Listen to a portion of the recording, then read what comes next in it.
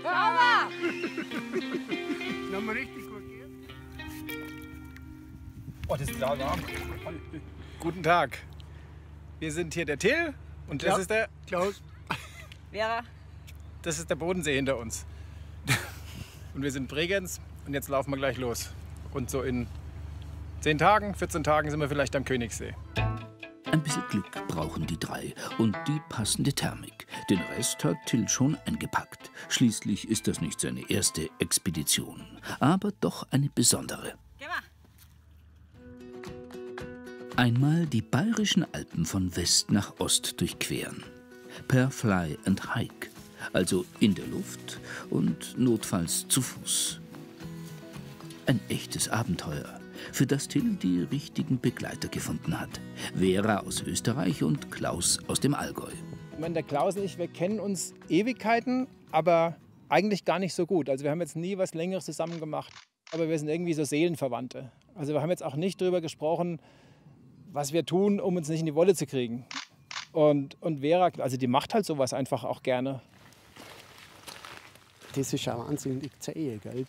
Die hat sogar ein Kilo mehr auf dem Buckel wie mir. Und die ist recht engagiert und auch total umgänglich, so wie mir auch. Einer der ersten Gleitschirmflieger Deutschlands, eine Kamerafrau und ein Urgestein der Outdoor-Branche. Allesamt flugbegeistert und strapazierfähig. Gute Voraussetzungen für eine solche Reise. Südwind. Südwind. Schau da oben, der Wind. Also so wie es jetzt ausschaut, ist super. Und wenn es so bleibt, ist echt wie ein 6er im Lotte. Die Dolasaure da oben schon. Ich denke, das wird richtig gut, dass wir da weit ausfliegen können. Verheißungsvolle Bedingungen beflügeln selbst bei schwerem Gepäck. Doch dann dreht sich die Windrichtung. Ach nee. Was ist los? Jetzt kommt der Wind aus der anderen Richtung. Nee. Machen wir uns fertig und hoffen, dass es noch geht. Du musst immer positiv denken mit Gleitschirmfliegen. Das gehört zum Hiking Fly dazu, dass man einfach irgendwo startet, wo man noch nie war. Dann drehst du auf, schaust dir mal um und folgst einfach den physikalischen Gesetzen und dann geht das schon. Es ist viel Aufregung dabei. Dann fährst du am Berg und das Kribbeln im Bauch ist da. Passt der Wind, bin ich auf dem richtigen Berg. Der richtige Berg? Die Auswahl ist groß, aber die drei scheinen ein gutes Gespür gehabt zu haben.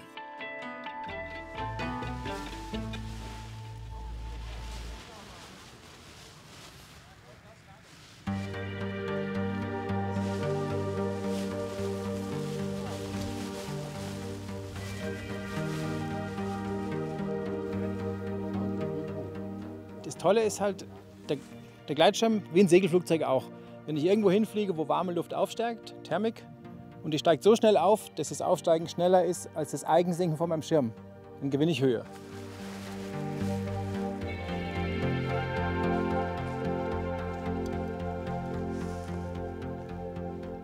Und dann ist das jeden Tag ein Test für sich selber. Also man kann da gleich, wenn du dann in der Luft bist und der Thermik drin, da kannst du gleich herausfinden, wie gut du eigentlich drauf bist heute. Und wie sind die drei heute drauf? Till scheint es gut erwischt zu haben. Spielerisch dreht er höher und höher hinauf. Und die anderen beiden?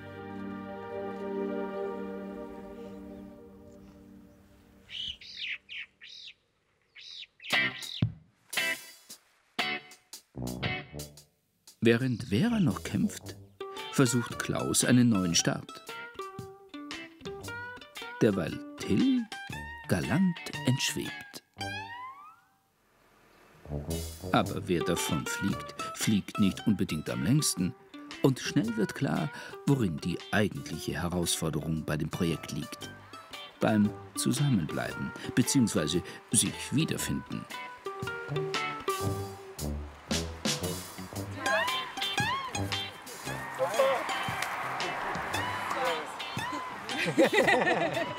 Da ist der Nordwind durch und da habe ich brutal viel Höhe verloren.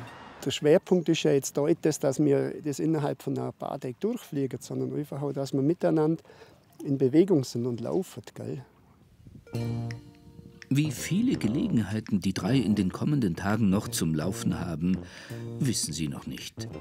Vielleicht ahnen sie es ein bisschen. Was sagst du?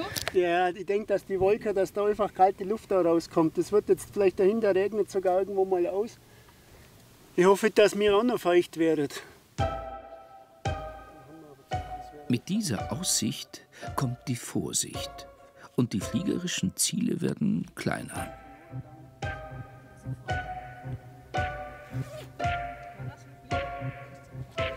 Aber schon mal da hinten, da fliegt wer, gell? Das wäre vielleicht eher ein Zwischenziel für heute. Also wenn wir am Nachmittag, nachdem sie das Gewölk bitte aufgelöst hat, wenigstens einen Abgleiter machen. Ja. Zum Glück ist die nächste Alpe in greifbarer Nähe. Und so wird aus dem Abgleiter ein Absacker.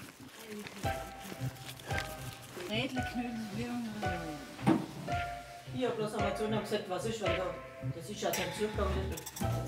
Also wir sitzen auf der Hirschalpe. Und was passiert ist, wir sind da hochgegangen zum Spießer, hier und da mal gefilmt, dies und jenes gemacht. Und irgendwie waren wir so langsam, dass als wir dann oben waren, hat es zugezogen. Und der Wind kam auch aus der falschen Richtung. Und wir wissen gerade nicht, was wir machen. So schaut's aus. Das ist Tag 4 unseres unglaublichen Unternehmens. Und wir werden sehen, ob wir das überleben. Und die Vera ist jetzt für 3 Tage weg. Die muss als Kamerafrau drehen, sodass wir Buben jetzt allein unterwegs sind. Auf jeden Fall geht es jetzt zurück an die Grenze, Tannheimer Tal. Und dann hoffen wir, dass im Neunerköpfel zu fliegen ist.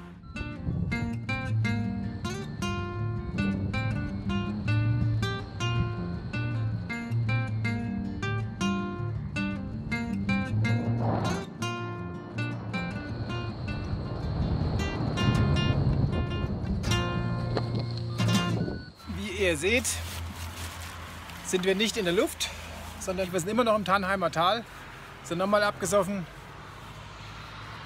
sind nicht wirklich weit gekommen. Zum Glück ist die Seilbahn am Neunerköpfel unglaublich billig. Und zum Glück haben Klaus und Till Geduld und Humor, Kernkompetenzen für ein solches Unternehmen.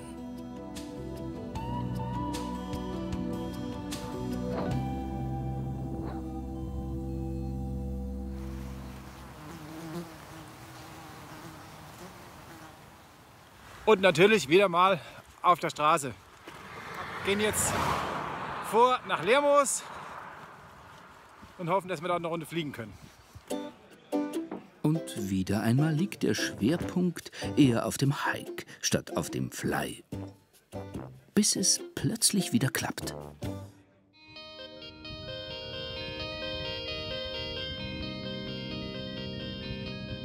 Das Gefühl des Fliegens als solches ist einfach grandios. Dieses Mal hat Till das Flugglück, von dem er geträumt hat.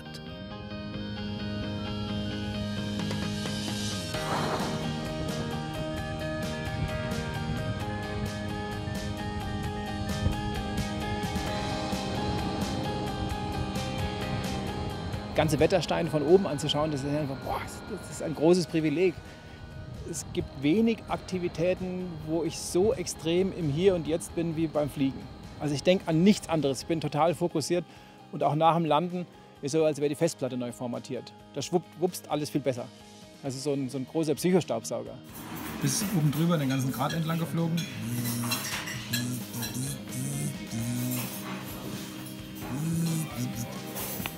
Bei wirklich besten Verhältnissen. Klaus ist leider abgesoffen. Da bin ich gelandet.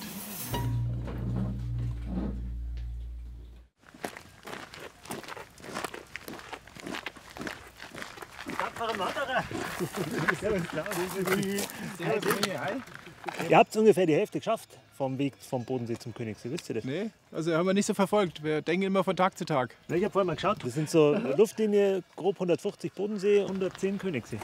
Ha! Das war uns gar nicht bewusst. Na, wie läuft's? Gut, also auf der Straße läuft es gut. Und in der Luft?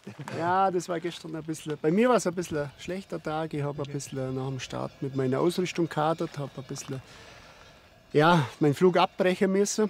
Und Durch das war es ein bisschen mehr zum Laufen. Und beim Till ist es gut gegangen. Ja. Ich hab auch wirklich einfach Glück gehabt. Schirm aufgezogen, sofort Thermik erwischt, sofort aufgedreht, so bis ich dann oben ins Skigebiet reinschauen konnte und dann den ganzen Wettersteinkamm rübergeflogen und dann kurz vor Grün auf so einer großen Wiese gelandet.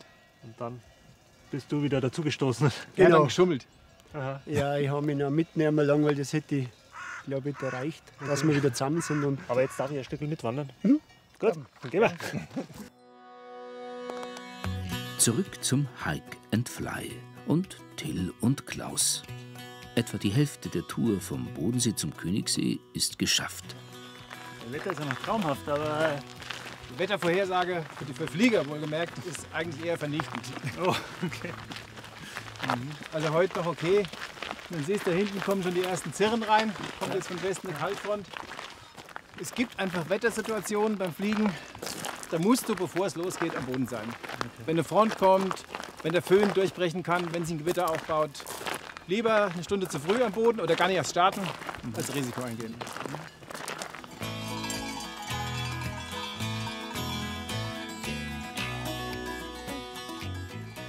Hilfe!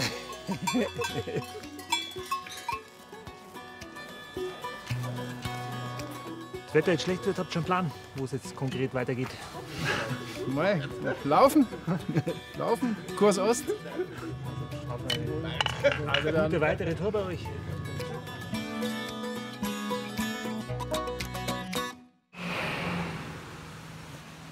Guten Morgen. guten Morgen miteinander. Was war die Erkenntnis des gestrigen Tages, Klaus?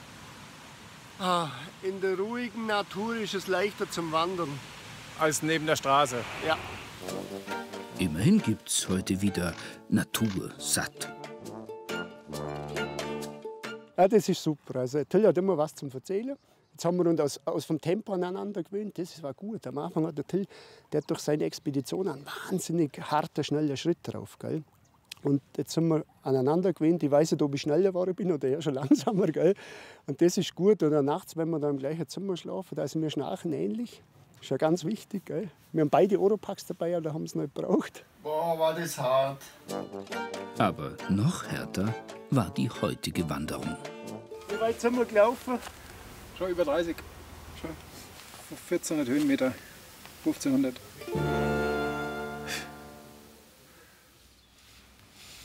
Wie dick ist es denn?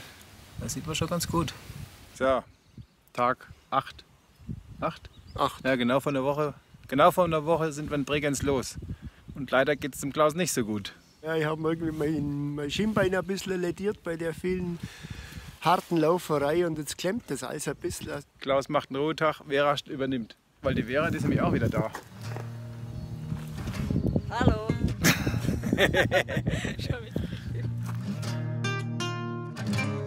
Doch kaum ist Vera zurück, zwingt das Wetter zur Pause. Da bin ich wirklich gespannt.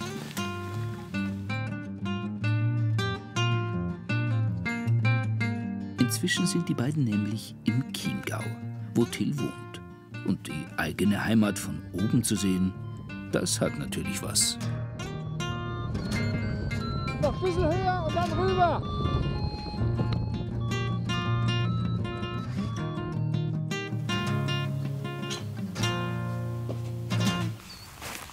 Wird ein schöner Tag, Vera. Allerdings wieder mal ein Wandertag.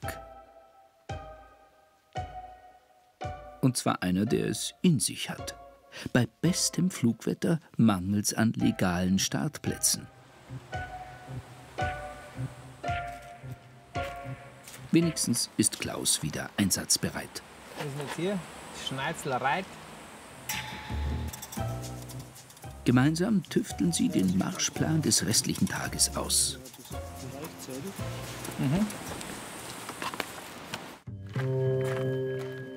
Und gemeinsam läuten sie das Finale ihres Abenteuers ein. 12 Tage. Und der Optimismus von Klaus ist ungebrochen. Das wird ja jetzt schon besser. Da guck, das ist schon fast gut. Da unten Unken.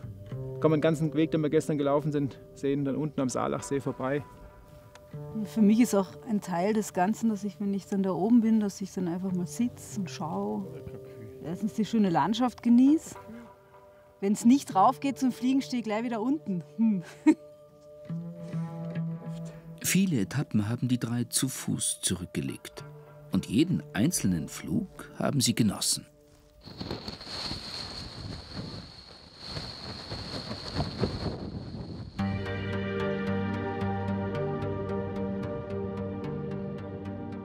Ja, der Traum vom Fliegen, Otto Lilienthal hat den schon gehabt. Gell? Und es ist schon was Elementares, das irgendwo in uns drin ist. Gell? Und es ist jeder Flug anders.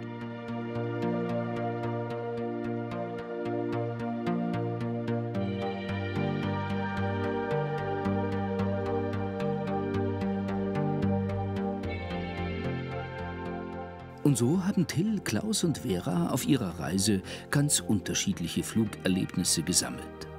Aber gemeinsam über dem Königssee zu schweben, ist mit Sicherheit ein unvergesslicher Abschluss.